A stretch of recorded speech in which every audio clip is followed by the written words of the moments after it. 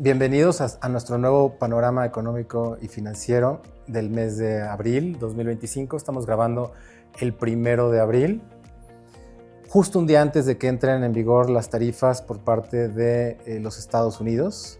Como todos los meses, tenemos a invitados de lujo. El día de hoy, nada más y nada menos, aquí se encuentra nuestro portafolio manager de renta fija, Rubén Longoria. ¿Qué tal? Mucho gusto, muchas gracias. También siempre como los recurrentes, Thor Solanes, nuestro portafolio manager de renta variable. Gracias. Y finalmente, Carlos Bautista, nuestro economista. Gracias, Federico.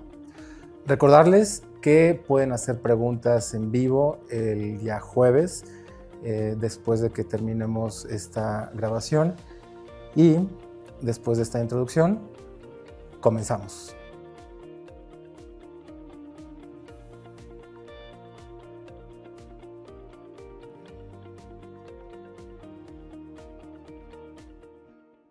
Bueno, pues han habido muchísimos eventos las últimas semanas, así que creo que vale la pena, Carlos, que nos des una actualización de la parte económica, tanto lo que ha sucedido en México como Estados Unidos y el resto del mundo.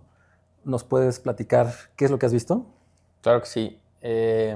Vamos a empezar por la parte internacional. Y bueno, siempre lo más relevante es lo que esté pasando, lo más relevante para nosotros es lo que esté pasando en Estados Unidos. Y como dices, Federico, de la última vez que tuvimos esta sesión a la fecha, ha habido muchos cambios, ¿no? Y en particular, el entorno macroeconómico ha sido más evidente, que ha entrado en una espiral de sentimiento negativo. Es importante decirlo, ¿no?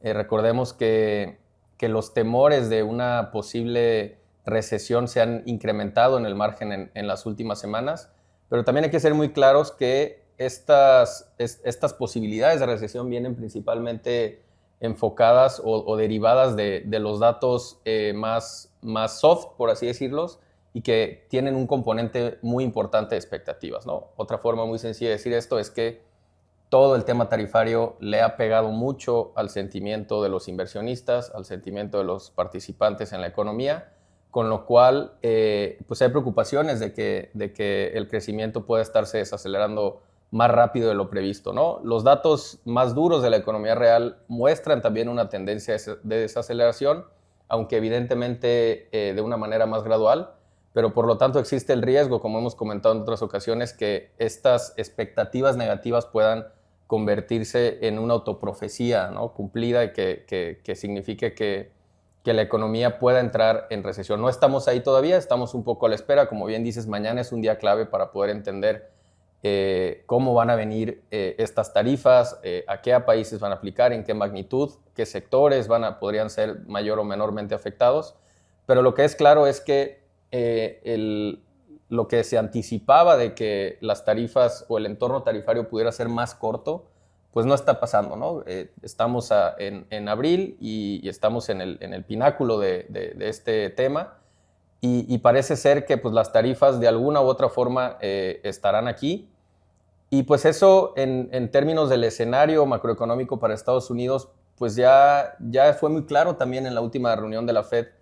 ¿Qué esperamos, ¿no? Creo que ¿y por qué menciona la Fed? Porque en su última reunión, si bien es cierto que dejó sin cambios la tasa de interés, fue muy relevante lo que ocurrió en sus estimados de crecimiento y de inflación en la economía, ¿no? Que básicamente nos habla de que para este año la propia Fed ya espera un año 2025 con crecimiento positivo, sí, pero menor al que se anticipaba en diciembre, una reducción ahora de un crecimiento de alrededor del 2,5 al 1,7%, una baja significativa en la tasa de crecimiento, pero también un ajuste a la alza en términos de inflación, ¿no? Con lo cual, pues es consecuencia también de que el impacto de estas tarifas se anticipa que sea negativo para los precios, si bien lo hemos platicado en muchas ocasiones, esto se espera que sea sobre todo en el corto plazo, ¿no?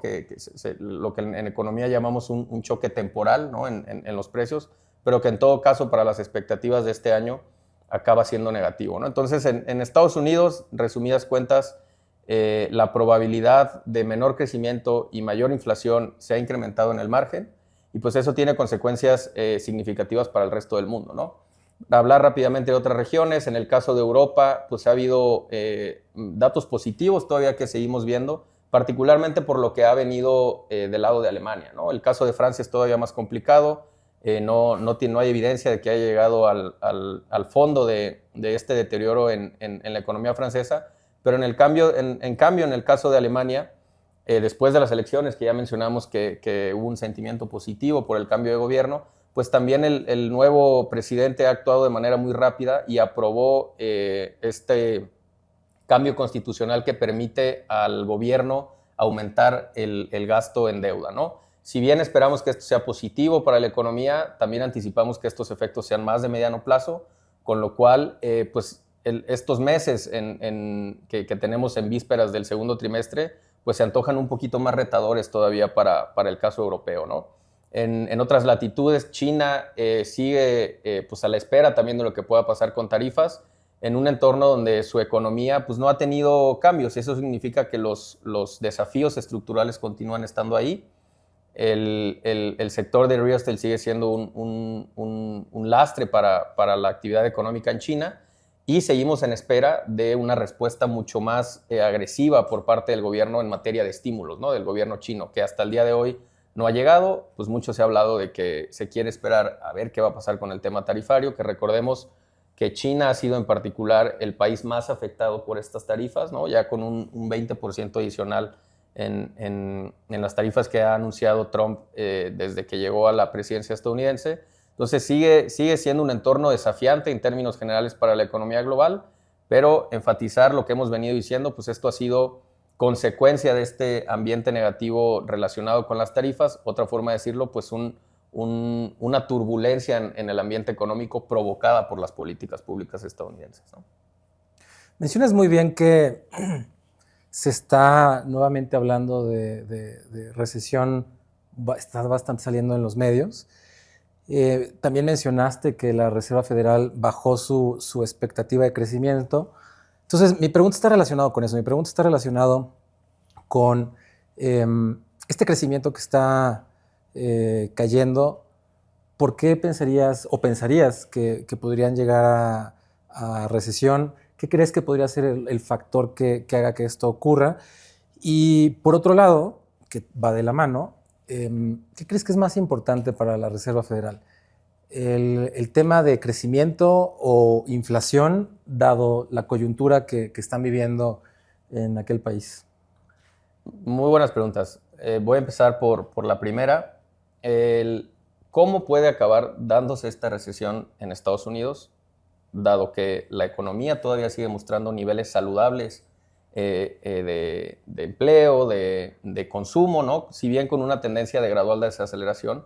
Aquí, y a lo que me refiero con esta frase de autoprofecía, es que en este ambiente de incertidumbre, recordemos que la economía de Estados Unidos es una economía completamente marcada por lo que haga el consumo de los hogares, es una economía de servicios, con lo cual, pues eso es lo que ha mantenido este ritmo de crecimiento en los últimos años en Estados Unidos. El riesgo es de que ahora que hemos visto pues temores de que las tarifas pueden impactar al crecimiento, al empleo, a la contratación de las empresas y demás, pues que eso justamente asuste al consumidor, que sigue mostrando niveles saludables de ingresos, también hay que decirlo, o sea, no tan presionados y cuando teníamos una preocupación de inflación derivada del mercado laboral, pero sí, pues con avances todavía con crecimientos positivos en términos reales de los ingresos, pero sí hemos visto que ese consumo ya se ha empezado a moderar y ese es el riesgo, ¿no? Que el consumidor remeta un freno a ese gasto y por lo tanto se genera una espiral de menor gasto, menores contrataciones, menores salarios, etcétera, que te puedan llevar a esta recesión, ¿no? Uno de los efectos directos que creo que ya podemos estar observando y que en su momento dejaré un poco más de tiempo para que Thor nos platique de eso es el efecto que tiene en los mercados accionarios estos temores, ¿no? ¿Y por qué me refiero a esto? Porque Estados Unidos es una economía donde hay una profundización muy importante de los activos financieros, por lo tanto, el consumo de los hogares, además de los salarios, está financiado por lo que pase con los mercados, ¿no? Y hemos visto pues correcciones en la parte del equity en Estados Unidos, que pues eso hace que los consumidores sean más cautelosos a la hora de gastar, ¿no? Sean más cautelosos a la hora de cambiar su trabajo, etcétera. Y es así como podría venir una recesión, ¿no? Más allá de los efectos también derivados de segundo orden de mayores precios por el lado de tarifas que, pues evidentemente también sean negativos para la confianza del consumidor y entonces se haga esta espiral de la que hemos estado hablando, ¿no? Y eso nos lleva a tu segunda pregunta, me la recuerdas. Claro, la Reserva Federal. La Reserva Federal tiene 2 mandatos por objetivo. Claro. Y el mandato que tiene, por un lado, es mantener la estabilidad de precios y por el otro, no es el crecimiento per se, es la tasa de desempleo. Entonces, la pregunta está relacionada con qué es más importante dado lo que estás comentando. Si tienes, o sea, el resumen de lo que estás comentando es presiones hacia arriba de inflación. Correcto. Y hacia abajo de crecimiento. Entonces, ¿qué es más importante en un mundo en el que el riesgo es que podrías terminar en una recesión?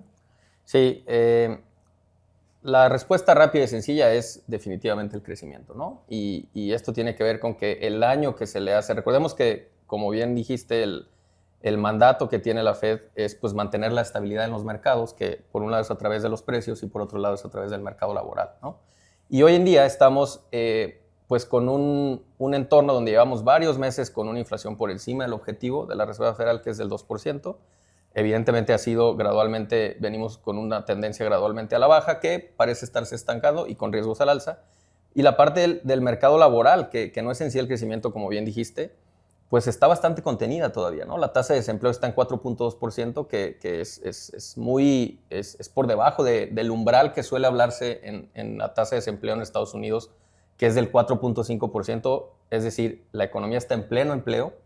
Por lo tanto, y se espera que a finales de año el desempleo con esta revisión de la Fed llegue a 4.4, ¿no? Que ni siquiera sobrepase ese umbral. Ahora, volviendo a este escenario hipotético donde la economía acaba yéndose a una recesión más profunda de lo anticipado y de una manera más veloz que pues, nos lleve a una tasa de desempleo más cercana al 5% y con una inflación todavía por encima del objetivo de la Fed, yo creo que es mucho más importante para la Fed reaccionar a la recesión, ¿no? Y eso, pues por un lado, implicará que las tasas puedan bajar. Ahorita me gustaría justamente regresar a la pregunta a ustedes que conocen bien las dinámicas del mercado de bonos, pero la respuesta sería esa, ¿no? ¿Y a qué me refería con el daño? Que al final de cuentas la destrucción de empleos, lo que podría causar para la estabilidad financiera una recesión, es más grave que tener una inflación pues ligeramente por encima del objetivo, que es como la tenemos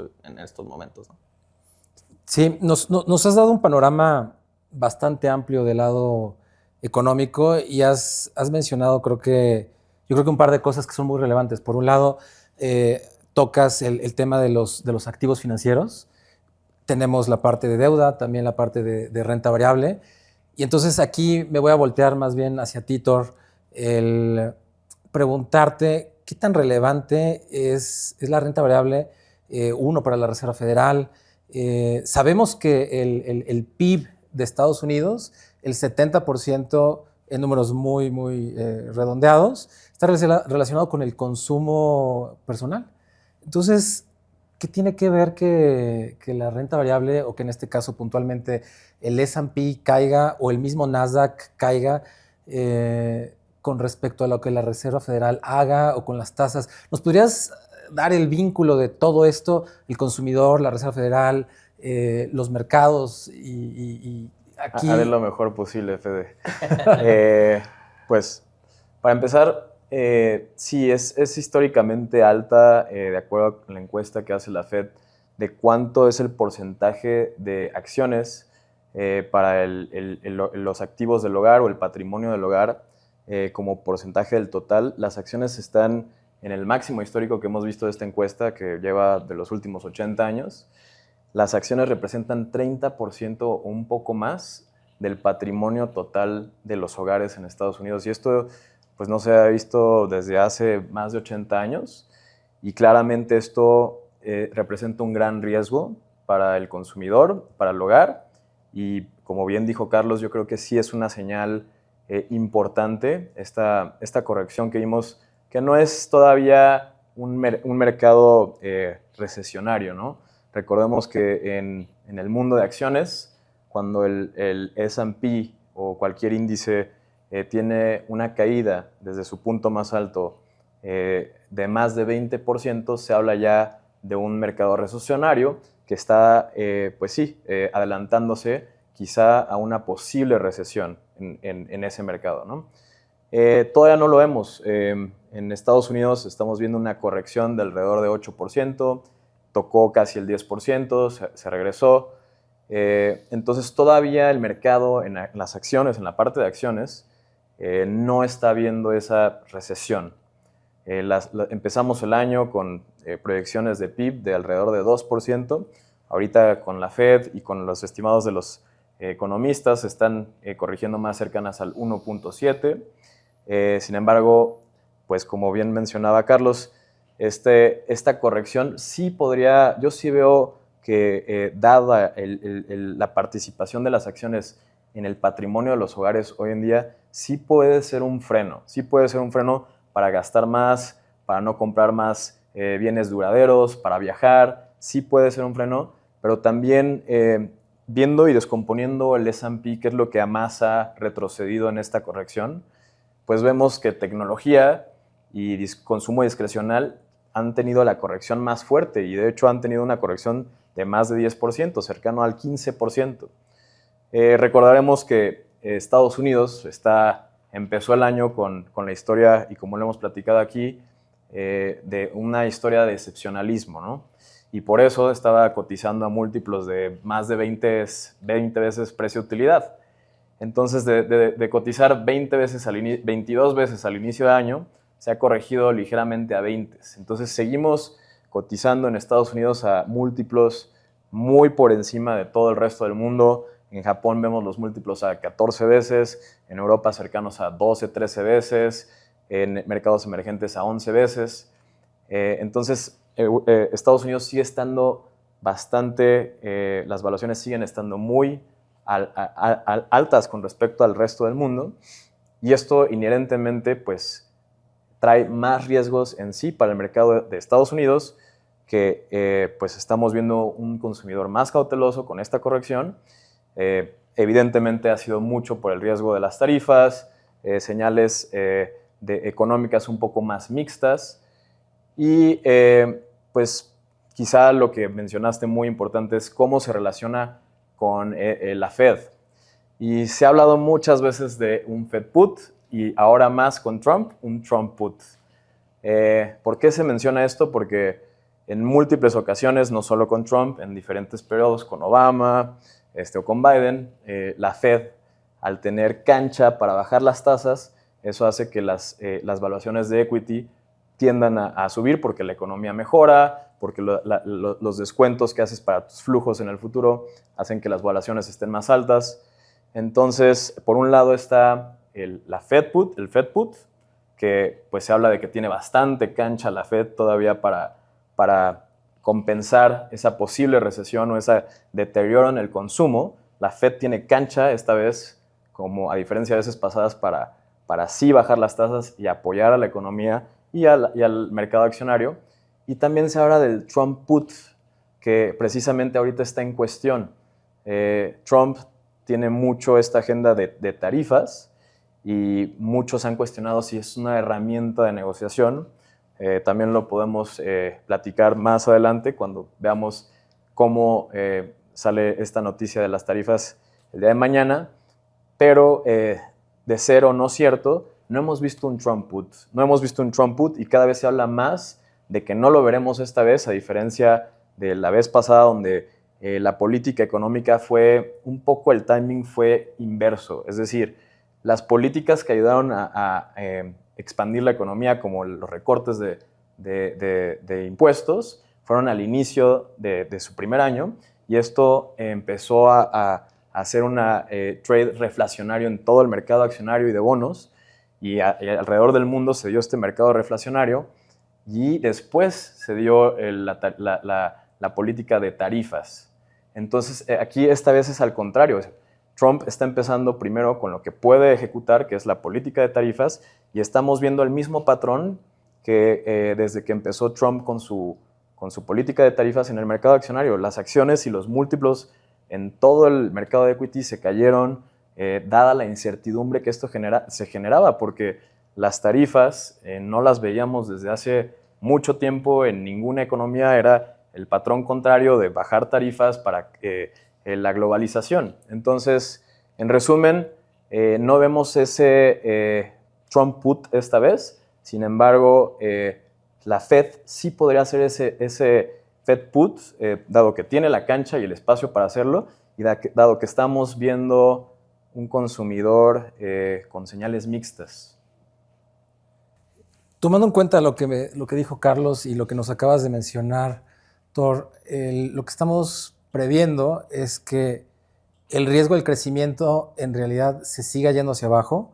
Esta posible recesión, que no es nuestro escenario base, podría ser, digamos, el caso o el escenario de riesgo. Entonces, todo esto me lleva a que, evidentemente, ya nos dijiste muy bien qué es por qué es importante la renta variable en los hogares. Entonces, esto me lleva, Rubén, hacia la siguiente pregunta. Dado que ha habido una corrección importante en los mercados financieros, y la Fed, justo otra manera de plantear lo que mencionó Thor hace un momento, es que la Fed tendría que verse obligado a bajar tasas para estimular la economía. Del lado de la renta fija, ¿tú qué ves en términos de los bonos nominales? Empecemos primeramente por la parte de corto y largo plazo, en términos de qué es lo que podría ocurrir con la curva. Y también esto me gustaría en un momento que lo llevemos hacia México, porque las tasas, y también en un momento te voy a preguntar de lo que está pasando en México, ¿qué implicaciones tiene con lo que hemos visto en las últimas semanas y las expectativas que tendrías? Sí, claro. Pues yo empezaría por cómo inició el año, o sea, cuáles eran las expectativas a inicio de año, porque se esperaba un Trump agresivo donde ayudara a Estados Unidos a tener un mayor crecimiento. Entonces veníamos con una expectativa en que las tasas ya no iban a poder bajar, ¿no? Porque simplemente la economía crecía tanto, las tarifas eran inflacionarias, que entonces las tasas no tenían por qué bajar, ¿no? La Fed no iba a tener ese espacio. Ahora, conforme ha venido avanzando, yo creo que más bien esto se ha traducido a un escenario donde nadie sabe nada, ¿no? Donde es incertidumbre total. Todos los días nos levantamos con nuevas noticias sobre qué está haciendo Trump y el otro día por qué lo dejó de hacer, ¿no? Entonces, eso es lo que ha llevado al mercado, es a pensar en un escenario donde es tan incierto que lo único seguro es la renta fija, ¿no? Entonces, las tasas que estuvieron en su momento en niveles de 4.70, las de 10 años a inicio de año, entonces fueron como un activo de refugio, ¿no? Esta correlación que normalmente tenemos en mente de que cuando el equity cae, los bonos suben, en esta ocasión sí funcionó, y más bien yo creo que justo ha actuado como un activo de refugio, y ahora que se está hablando de recesión o de probabilidades de un alentamiento en la economía de Estados Unidos, entonces ya no solamente es un activo de refugio, sino es un activo de inversión, ¿no? Ya ahora me parece que los agentes están pensándolo de esa manera. No estoy muy seguro que la Fed, desde mi punto de vista, pueda ser muy agresivo en los recortes, a pesar de que tiene el espacio. ¿Por qué? Porque no lo ha mostrado así la economía, ¿no? Lo mencionaban al principio, los datos que hemos visto realmente han sido datos de encuestas. Entonces, lo que necesitamos ver para que la Fed pueda bajar más son datos reales, ¿no? Y la pregunta es si Trump o si el gobierno está dispuesto a dejar a Estados Unidos caer en recesión o en una caída más fuerte de la economía, ¿no? De la que estamos viendo ahorita.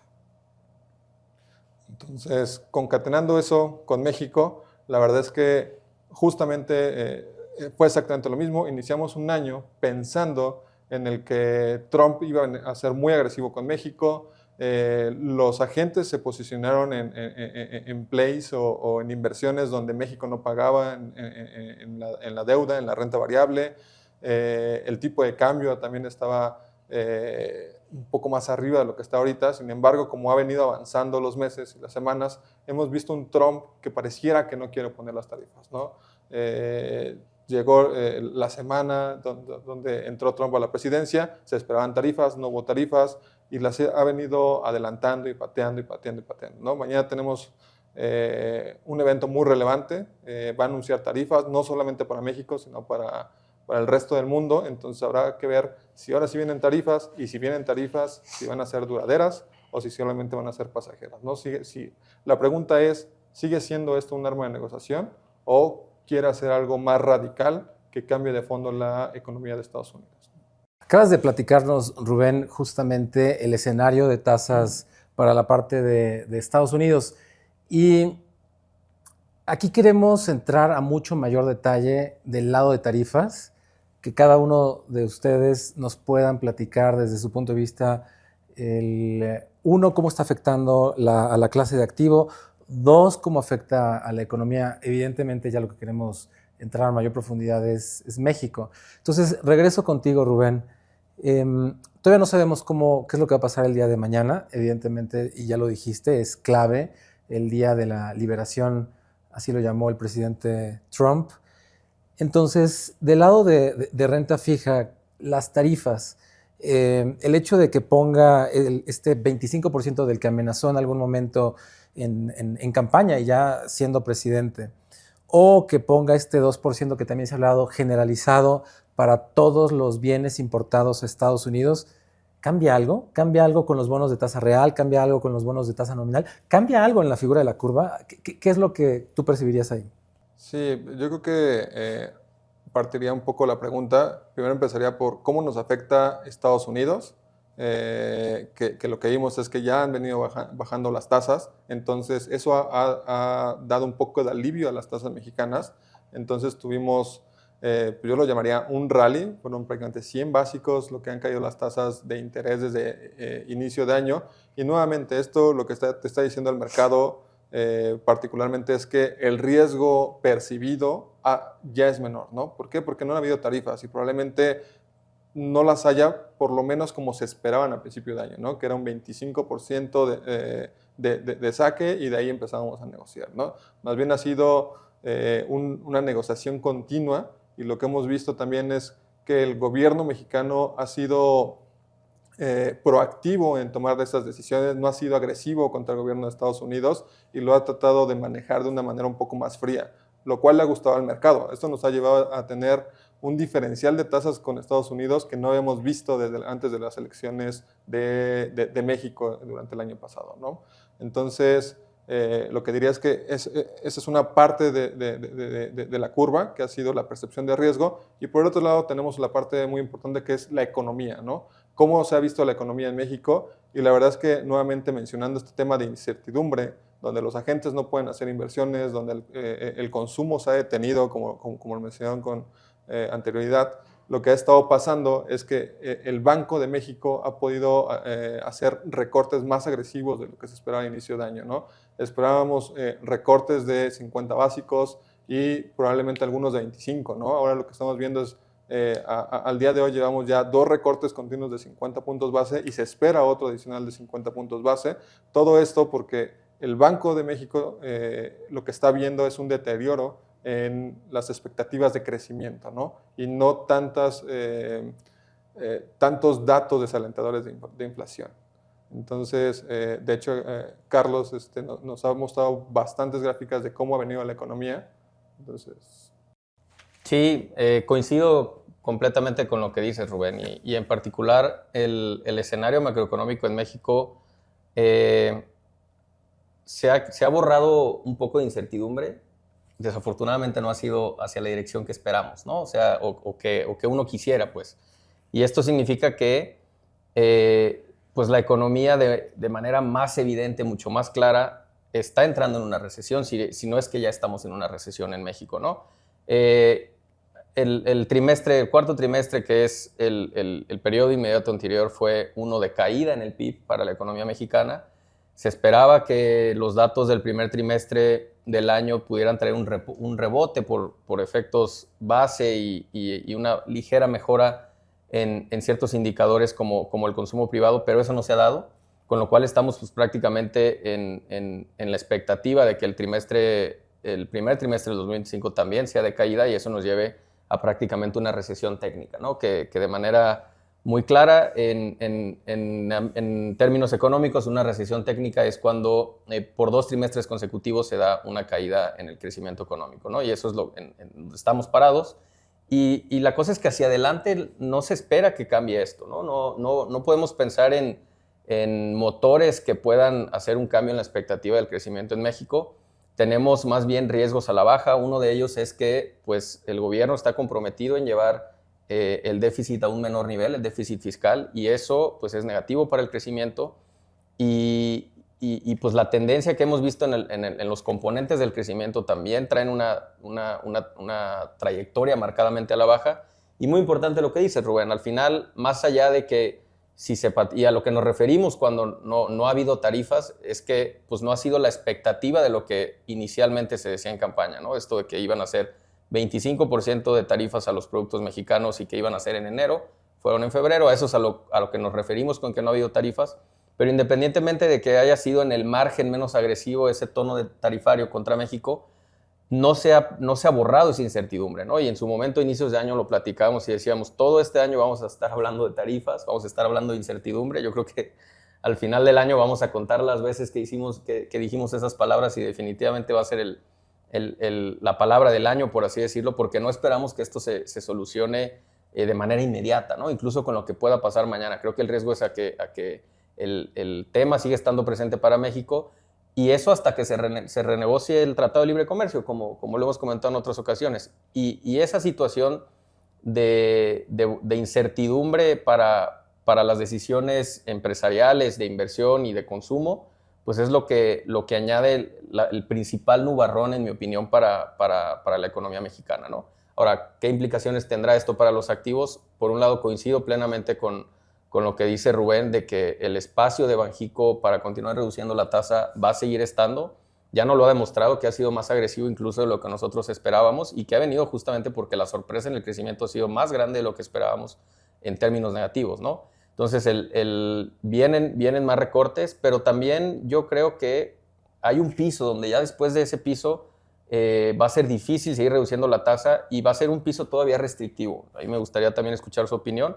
Pero me parece que justamente el entorno estadounidense, donde pues, la Fed es probable que baje, se habla de 2 recortes hacia finales de año, pero que todavía esté la tasa en niveles restrictivos, pues lo que pueda pasar con esta volatilidad o incertidumbre que todavía no se disipa por completo hacia adelante, pues que compliquen el que Banxico pueda llevar la tasa a unos niveles pues, más cercanos al neutral, ¿no?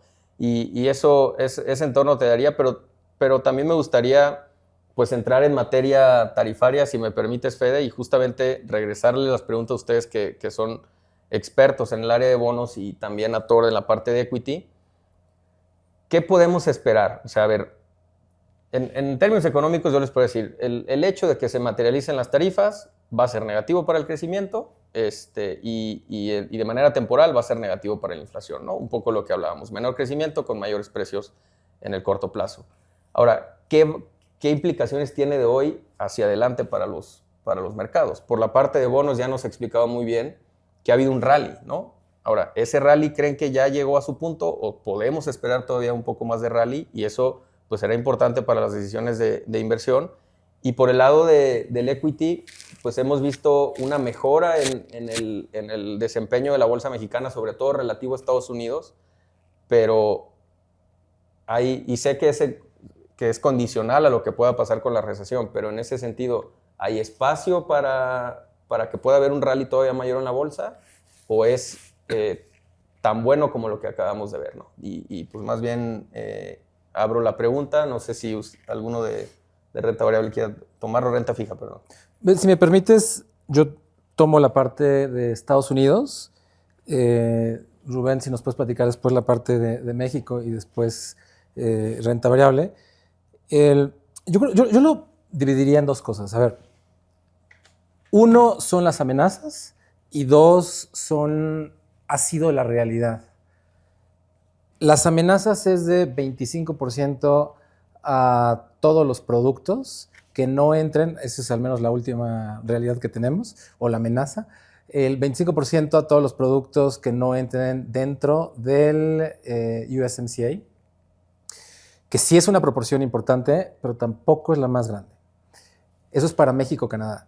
En el caso de China, resto del mundo, pues en realidad lo que está hablando es de efectos recíprocos, que si vienen tarifas de esos países, van a responder. Y ya vimos lo que hizo, ¿con quién fue? Con China.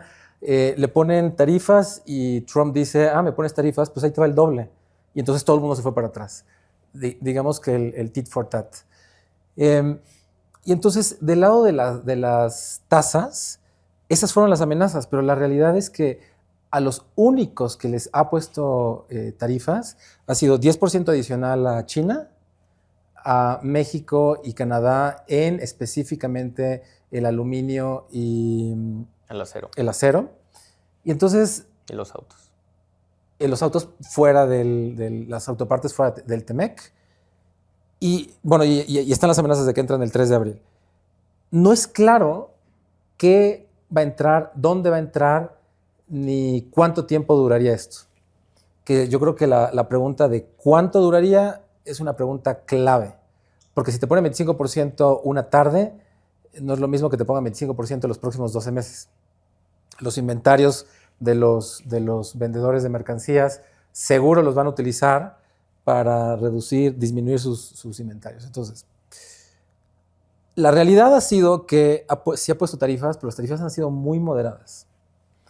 Esto ha provocado mucha incertidumbre de ¿vienen más tarifas, sí o no?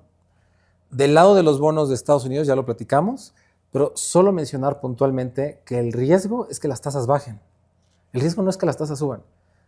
Y entonces, puntualmente, de la Reserva Federal, nuestro escenario base son 2 recortes este año. Continuamos con ese escenario. Llevamos meses pensando que 2 recortes es completamente razonable, aún con los datos que hemos visto, y más bien el riesgo es más recortes. Y de la parte larga, si estamos hablando de que podría haber una recesión, las tasas de largo plazo podrían caer más. Entonces está muy sencilla la parte de bonos en Estados Unidos. En realidad la parte complicada se las voy a dejar de ese lado, pero lo que vemos es Estados Unidos, el riesgo es de tasas que bajen y puntualmente el bono de 10 años que cruce ese piso psicológico del 4% y pueda irse todavía más abajo, ya priceando niveles de recesión. En ese escenario... Pero yo quería hacerte una pregunta antes porque a pesar de que se está hablando mucho de recesión, justamente las señales han sido mixtas en los datos duros de la economía y pues con estimados todavía en promedio del consenso de economistas en Estados Unidos, que ha de agregar más de 60 economistas, es más o menos de 2% todavía. Entonces, realmente esa recesión y en varias probabilidades, tanto de la Fed como de las casas de bolsa, está todavía en menos de 30%. Se habla también más bien de una estanflación, donde está definido por un crecimiento bajo, donde ya hemos visto revisiones a la baja, eso sí, de varios economistas, pero todavía positivos.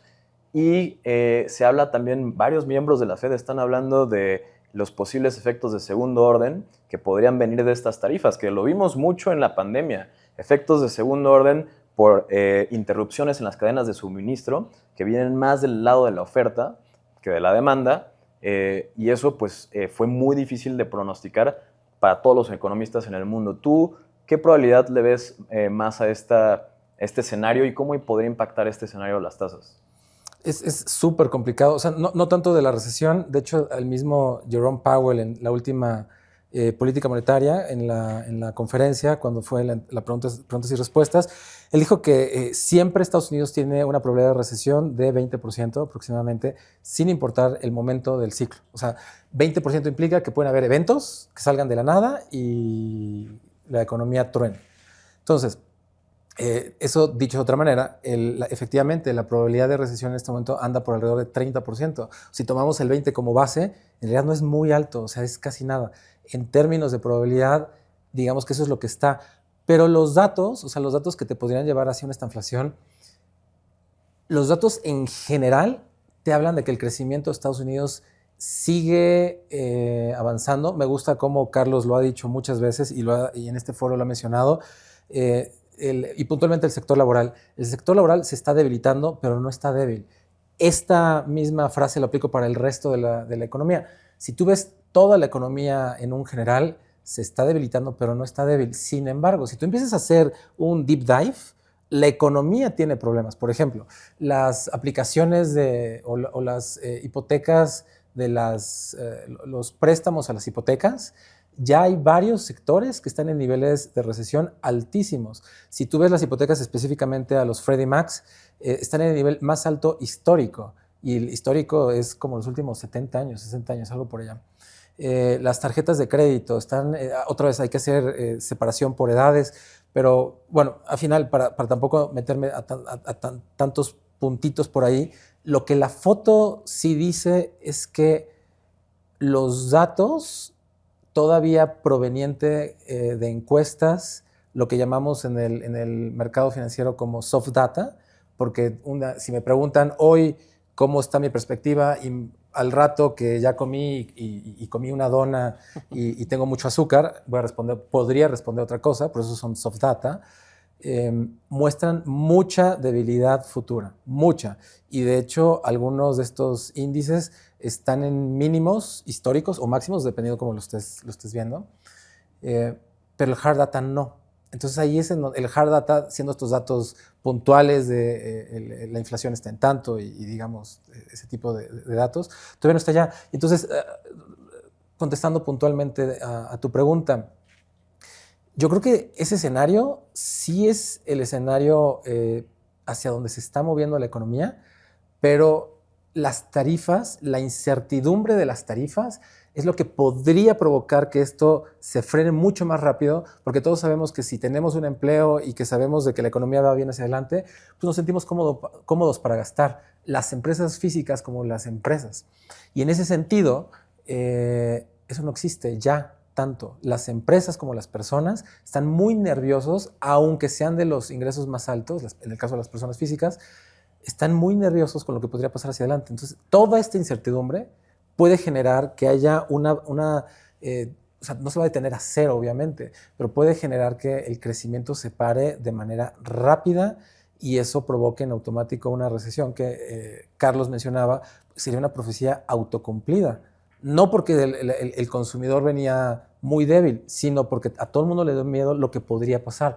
Entonces, en términos de escenario base, nuestro escenario base no es ese. Nuestro escenario base es que sí vienen tarifas el día de mañana, lo veremos el jueves que estaremos ya en las preguntas y respuestas, pero estas tarifas podrían ser moderadas o si son en un porcentaje alto, de corto tiempo. Entonces yo creo que la pregunta va a estar ahí y más bien yo te regreso ahora la pregunta hacia ti en términos de el efecto de las tarifas, pero aquí ya no tanto solo, o sea, ya nos platicaste del S&P. Quisiera que entraras un poco hacia México. ¿Qué esperas del Mexbol? Las empresas, ¿cómo están? Los sectores, ¿cómo los ves? ¿Qué diferencias en términos de tarifas de lo que ha ocurrido, o sea, tarifas bajas versus las amenazas, puede cambiar tu perspectiva en la bolsa mexicana? La bolsa mexicana, ya lo hemos hablado, ha tenido un muy mal desempeño desde que ganó Claudia Sheinbaum. Pasó las reformas de la judicial, preocupó mucho a los inversionistas institucionales en el extranjero y luego la victoria de Trump todavía preocupa más por la amenaza de tarifas. Y ya también hemos mencionado de que hemos visto un ligero rally a inicio de año, llegó al 8%, se regresó un poco y pues ante la incertidumbre de las tarifas ha estado bastante estable el precio del índice de México. Ahora, en términos de evaluaciones, las evaluaciones siguen muy deprimidas, está cercano a 2 desviaciones estándar de su promedio histórico de largo plazo. Eso apunta a que los inversionistas están posicionados para comprar la Bolsa Mexicana de Valores. Pero, dado todo lo que hemos platicado, Carlos comenta que ya estamos en una casi recesión, que todo apunta para que la economía tenga más riesgos a la baja. Entonces yo no veo un catalizador más que la bajada de tasas más acelerada que podría dar un respiro a equity, a la parte de acciones en México, Sin embargo, no debería de ser tan pronunciada ese rally. ¿Por qué? Porque uno, pues la economía guía al final el 50% de las ganancias en México. Recordemos que la composición del índice tiene muchas ganancias de utilidades en el extranjero, que es alrededor de 30%, principalmente Estados Unidos, pero el resto es México y las ganancias de esas empresas provienen de México. Entonces, si México se desacelera, las utilidades de la mayoría de las empresas del índice se van a revisar a la baja. Entonces, cuando las utilidades se revisan a la baja, el múltiplo por sí solo debería de subir ligeramente, pero no va a ser por una apreciación de México como país, porque mejoraron sus fundamentales. La macro está débil, las condiciones financieras podrían apuntar a un repunte en términos de evaluaciones, pero los fundamentales en la parte de las empresas pues todavía dependen mucho de la economía mexicana y bueno, la tercera parte de Estados Unidos, que tampoco ya se ve tan bien, y eso pues nos hace estar muy neutrales en la parte de México.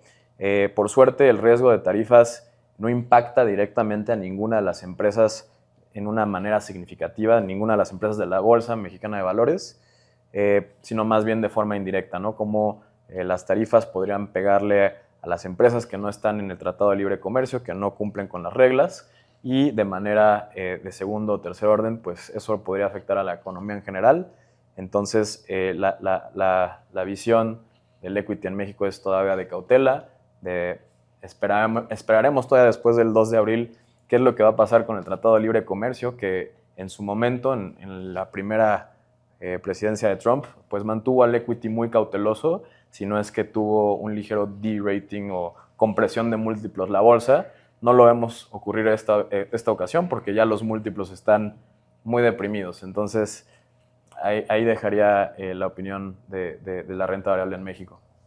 Un escenario que se ve algo nublado en términos de hacia dónde va el futuro de la renta variable. Y Rubén, me gustaría escuchar de tu lado qué es lo que estás viendo. ¿Es tan nublado para ti la trayectoria de las tasas? Y adicionado a esta pregunta, ¿podrías entrar a platicarnos también en términos de las calificadoras? ¿Cuál es tu escenario base de las calificadoras, tomando en cuenta lo que podría ocurrir el día de mañana? Sí, por supuesto. Primero empezaría con un preámbulo. Los bonos de largo plazo, que son aquellos que tienen vencimiento mayores a 20, a 30 años, han pagado alrededor del 10% en este primer trimestre del año, ¿no? Entonces ha sido un activo muy positivo, incluso más que el equity. O sea, cuando lo comparas con otros activos alrededor del mundo, ha sido de los que más ha pagado. Entonces, por supuesto, ahora estamos en la disyuntiva si va a pagar más o si ya se le acabó el espacio, ¿no? Entonces, yo empezaría un poquito, por supuesto que todo esto está condicional a lo que pase mañana, ¿no? Sin embargo, en este escenario base, donde el segundo trimestre es muy parecido al primer trimestre, donde ponen tarifas, las quitan, ponen un poquito, o por lo menos las bajan un poco. Entonces creo que lo que está haciendo el mercado es darle el beneficio de la duda a México y mostrándote que la debilidad es lo que va a imperar en el siguiente trimestre, ¿no? Entonces esto le va a seguir dando espacio al Banco de México para seguir recortando tasas mientras no tengamos un evento de tarifas muy altas.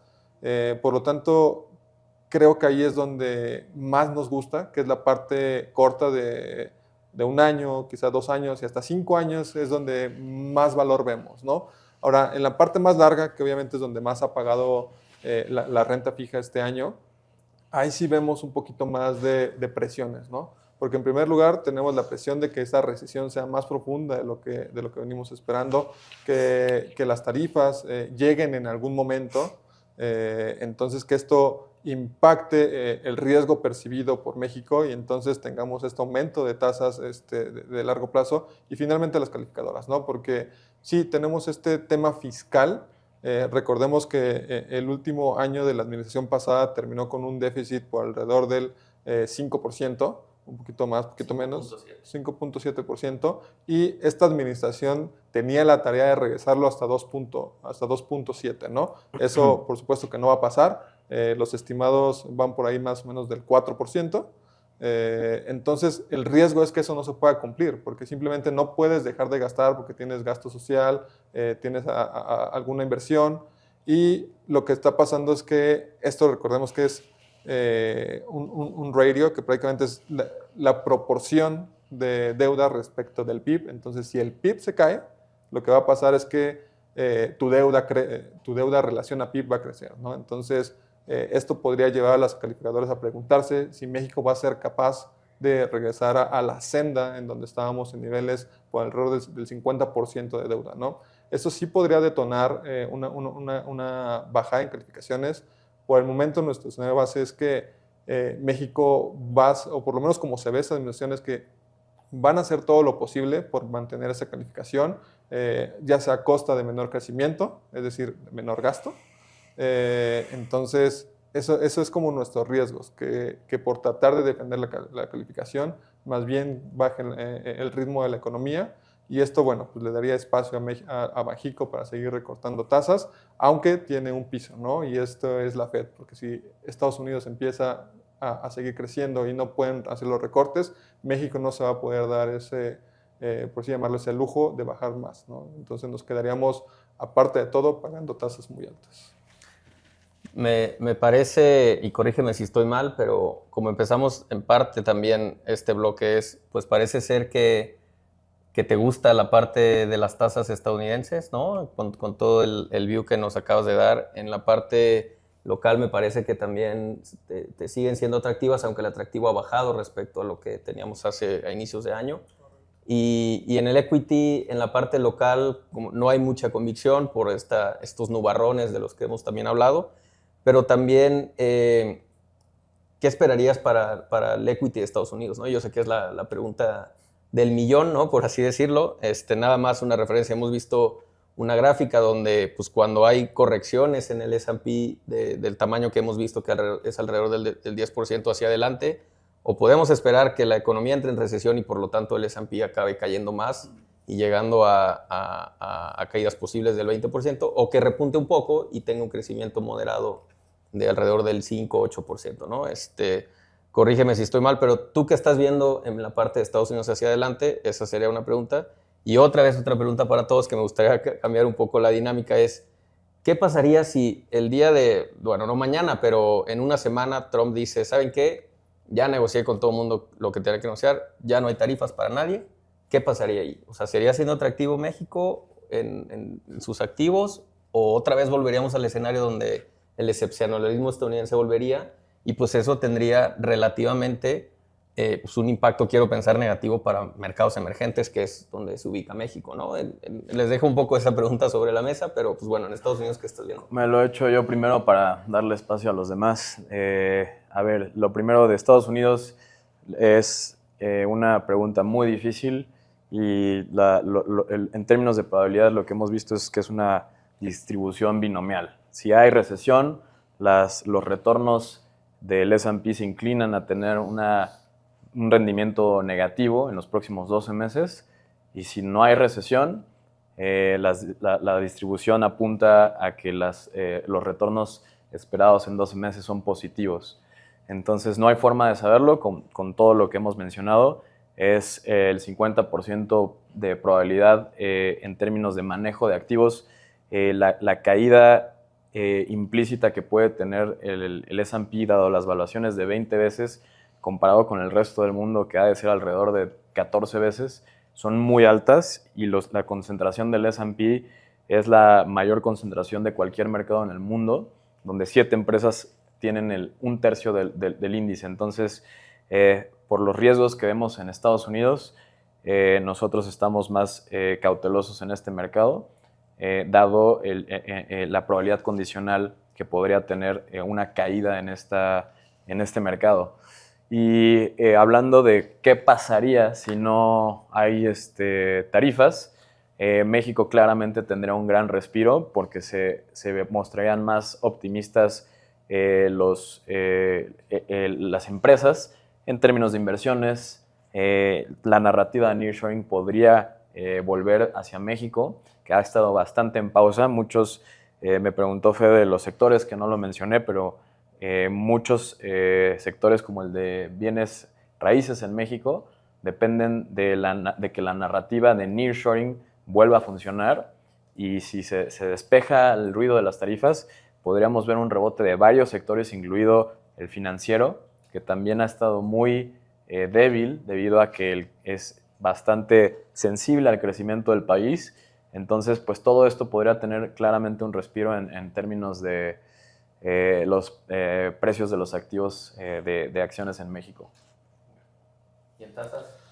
Creo que esto del lado de México es muy sencillo porque simplemente es un evento de risk-on, que prácticamente es búsqueda de activos riesgosos que paguen mejor, ¿no? Entonces, en un mundo donde esto se arregla, donde México queda bien parado, pues prácticamente tendríamos una reducción de la percepción de riesgo. Esto simplemente es que México podría incluso pagar mejor de lo que estaría pagando Estados Unidos, y no solo México, ¿no? Sino todo emerging markets que ha estado golpeado por todo este ruido que hemos visto, ¿no? Entonces, yo creo que eso es de manera sencilla lo que pasaría. Hemos platicado la parte económica por cada clase de activo, y también hemos platicado bastante detalle en términos de las tarifas. Ya solo para cerrar esta parte, me gustaría brevemente mencionar que nuestros productos, primeramente del lado de los fondos de deuda, tanto los cortos, medianos y largo plazo, nos gusta mucho. Todos los inversionistas que corresponden a un horizonte de inversión de 1 año, los que van de 1 a 3 años o más de 3 años para los de largo plazo, nos gusta muchísimo por todo lo que platicó Rubén y Carlos. Y en el caso de los fondos de renta variable, ya lo mencionó Thor hace un momento, está nublado en el corto plazo. Sin embargo, puntualmente para la bolsa mexicana están muy, muy baratas las valuaciones. Entonces, para los inversionistas de largo plazo son compras de oportunidad, y ahorita hay una oportunidad, evidentemente mucha volatilidad. Esto no significa que en los próximos 1 o 6 meses el rendimiento sí o sí tenga que ser positivo. Sin embargo, en un horizonte de inversión de largo plazo, estoy ya pensando de 3 a 5 años, está muy barato. Entonces, nuestros fondos también de renta variable los vemos positivos, y tenemos los fondos balanceados. No olvidarlos, que estos fondos, justamente nosotros como equipo hacemos el trabajo adentro del rebalanceo de cuánto debe tener en deuda, cuánto en renta variable. Justamente hacemos también la selección de activos, de qué parte de la curva nos gusta más o menos, y también del lado de renta variable hacemos la selección si debe ser en un país o en alguna región más que en otra. Entonces, estamos positivos nuestros mismos fondos. Evidentemente, la incertidumbre de corto plazo es lo que creemos que es lo que va a ser el nombre del juego puntualmente los siguientes meses. No creemos que mañana con el anuncio ya tengamos una respuesta perfecta de lo que sigue, pero con esto cerramos este último bloque. Les agradezco la participación y sus explicaciones, y pasamos finalmente a las preguntas y respuestas, que por favor pónganlas en el chat y en un momento entraremos a responderlas. Muchas gracias a todos por su participación. Y antes de comenzar la sesión de preguntas y respuestas, queremos puntualizar lo que el día de ayer salió. El presidente Trump finalmente reveló cuál es su estrategia de tarifas, y también ya hemos visto en algunos casos lo que están haciendo los países. Entonces, Carlos, por favor, ¿nos podrías explicar brevemente qué es lo que sucedió ayer? Con mucho gusto. Como bien dices, pues se cumplió el plazo y el gobierno de Estados Unidos anunció las tarifas que van a imperar. En general, se pone un arancel global del 10%, y dependiendo de las tarifas específicas que aplican otros países a los productos estadounidenses, es la respuesta que pone Estados Unidos a esos países, ¿no? Hubo divergencias, evidentemente, entre países. En particular, resalta que los más afectados fueron algunas naciones asiáticas, con tarifas incluso en algunos casos superiores al 50%. Europa en particular, Japón también, que no había estado en el radar en particular de las tarifas, sale afectado con un importante arancel a sus productos, al igual que otras economías emergentes asiáticas como Taiwán, Corea y Vietnam, ¿no? Que es importante decirlo, son pues socios comerciales relevantes para Estados Unidos. De ahí la sorpresa de que la respuesta arancelaria para esos países fuera más dura de lo previamente anticipado. Pero por otro lado, en el caso de México, que también es lo que nos compete, pues México se vio favorecido en ese sentido, ¿no? En esta posición relativa de cómo salieron los aranceles a cada país. Para Canadá y para México sigue habiendo una excepción para todos los productos que entran dentro del TEMEC. Aquellos que no cumplen con las condiciones del TEMEC son tasados con un arancel del 12% y siguen vigentes también los aranceles para sectores específicos como el acero y el aluminio y los vehículos que se producen fuera de Estados Unidos, ¿no? En todo caso, pues sigue habiendo los aranceles que ya hemos estado comentando y que comentamos en la sesión para el caso de México, pero en el relativo sale muy bien parado, justamente porque la apuesta parece ser que sigue siendo una integración regional, aunque evidentemente lo que Trump quiere es pues llevar la voz cantante en Norteamérica con la atracción de flujos de Estados Unidos y demás. Y también por otro lado se comprueba que pues lo que hemos repetido en diversas ocasiones a través de estos panoramas, que el problema más relevante para Estados Unidos sigue siendo China, ¿no? Y de alguna forma algunos países que tienen vínculos comerciales importantes con China también se ven particularmente afectados. Eso es lo que en términos generales terminó pasando. Y creo que te regreso un poquito la palabra aquí a Rubén para que nos platique un poco cuál fue la reacción del mercado a este anuncio y lo que hemos visto desde el día de ayer hasta el día de hoy. Sí, claro. Bueno, pues hemos visto dos reacciones prácticamente pensando en activos, la parte de renta fija o la parte de bonos. Lo que está haciendo es, se están valuando de manera positiva, es decir, están teniendo rendimientos positivos. Esto es en particular porque me parece que se está priceando en el mercado que puede haber una recesión un poquito más rápido de lo que se esperaba, ¿no?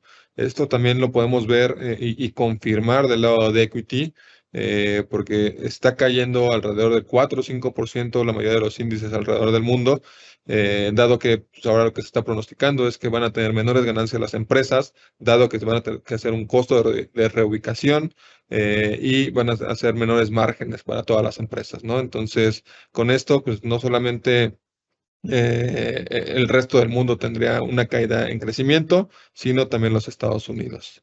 Entonces, así es como ha estado reaccionando. México en particular ha estado reaccionando muy bien. Aquí la parte de los bonos también se han estado apreciando considerablemente. El spread o el diferencial de tasas entre México y Estados Unidos está en el mínimo de los últimos 12 meses. Adicionalmente, el equity reaccionó de manera muy positiva, vamos 1.5 arriba. Yo creo que no es tanto porque sea positivo para México, sino porque en el relativo es menos negativo que el resto del mundo. Muchas gracias, Rubén. Y bueno, pasamos entonces a las preguntas que muy amablemente nos han compartido a través del chat. Empezamos con esta pregunta que dice, ¿qué opinan de la estrategia de Trump y lo que ha provocado al unir a los gigantes asiáticos a largo plazo? Bueno, esa es una pregunta relevante justamente cuyo horizonte o los efectos, como bien señala la pregunta, se verán más en el mediano largo plazo. Y definitivamente no es una estrategia positiva para los Estados Unidos como país, ¿no? Definitivamente debilita la posición internacional de Estados Unidos, no solamente como esto que le llaman el soft power, ¿no? La influencia que puede tener en otras economías, sino también pues las alianzas comerciales y estratégicas que puede tener, incluso de seguridad, ¿no? En términos generales, pues esto implica que los países que han sido hasta el día de hoy socios importantes para Estados Unidos, pues tengan mayores reticencias al momento de cooperar con ese país, ¿no? Por lo tanto, una forma de verlo también es que las reacciones más duras han sido relativamente hacia los Estados Unidos. La bolsa estadounidense ha caído relativamente más que otras. Y eso también de alguna forma refleja que no es una buena señal para los Estados Unidos, ¿no? Y que en el corto plazo podría, como bien acaba de comentar Rubén, pues aumentar los temores recesivos, en el largo plazo definitivamente debilita la posición estadounidense, ¿no? Ahora, tenemos otra segunda pregunta. Dice, acciones como las de Toyota tuvieron una baja. ¿Esa tendencia continuará en este año? Sí, por supuesto. Aquí lo que hemos venido diciendo es que la incertidumbre es el nombre del juego, ¿no? Y mientras no haya certidumbre, las empresas no van a poder desarrollar un plan. Y es que probablemente hoy ya tenemos esta parte de las tarifas, pero esto es un techo, ¿no? Esto es lo máximo que probablemente llegue el gobierno de Estados Unidos y entonces habrá que buscar el piso donde realmente se van a quedar las tarifas. Entonces, mientras no tengamos certeza de dónde van a quedar las tarifas, me parece que las empresas no van a poder tener mucho movimiento, muchos planes de largo plazo y eso podría seguir debilitando el sentiment de los inversionistas, no solamente a las automotrices, sino a todas las que tengan cadenas globales, ¿no? Particularmente que vendan o compren en Estados Unidos. Bueno, la siguiente nos dice, ¿esta guerra económica nos puede traer beneficios? Eh, la respuesta es sí, en mi opinión sí. Esto creo que será mucho más evidente en el mediano plazo y tiene que ver con lo que mencionábamos hace unos momentos, ¿no? Que en el relativo México cae bien parado, implícitamente esto parece ser una apuesta por Norteamérica a pesar del ruido que ha venido acompañado en la región por parte de Donald Trump y que justamente el hecho de que esté siendo más agresivo con los competidores de la región, por así decirlo, en el caso de México, con China, con algunos otros países como Vietnam, que también han sido, que han recibido muchos flujos de inversión por parte de China y han ganado participación en las importaciones de Estados Unidos, por lo tanto se vuelve un competidor natural para México en esta historia del nearshoring. Creo que el hecho de que hayan sido pues más afectados esos países habla de que sí está habiendo una apuesta implícitamente para México, ¿no? Ahora, creemos que eso se va a ser más evidente en el mediano plazo. En el corto plazo seguimos viendo, si bien el momentum es bueno para los mercados financieros, en términos macroeconómicos sigue habiendo retos importantes. Hemos mencionado también que la economía está entrando en desaceleración, que estas tarifas le pondrán pues mayor peso a la baja al crecimiento estadounidense y dada la integración que tenemos con Estados Unidos, pues eso en el corto plazo también nos afecta, ¿no? Pero creemos que una vez que se renegocie el TEMEC, que se espera, lo hemos repetido en muchas ocasiones, que está programado para hacerse en el 26 y que sea un resultado favorable para el tratado, pues que eso pueda seguir beneficiando a la región y evidentemente México insertado en este entorno, pues podría beneficiarse, ¿no? Con Donald Trump hay mucha incertidumbre y volatilidad en el corto plazo, como lo hemos mencionado, pues va a ser la palabra del año, pero insistir que de mediano plazo sí vemos esos beneficios.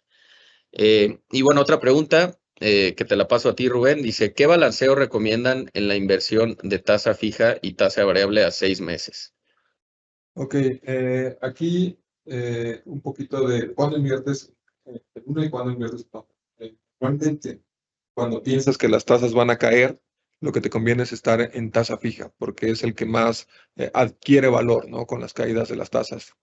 Cuando piensas que las tasas van a subir o cuando tienes un banjico subiendo tasas, en general quisieras estar invertido en tasa variable. Entonces, hemos venido preponderando la mayoría de nuestros portafolios hacia tasas fijas en los últimos 3, 6 meses. Creemos que todavía tiene espacio. El espacio claramente se ha ido agotando conforme las buenas noticias se han incorporado en los precios. Sin embargo, hacia 6 meses hacia adelante, creemos que todavía tiene un poquito más de cancha la parte de tasa fija, ¿no? Porque nuevamente los riesgos están hacia que México se siga acelerando o que empiecen a bajar un poco los temores por tarifas y eso beneficie al mercado de renta fija, particularmente los bonos de tasa fija.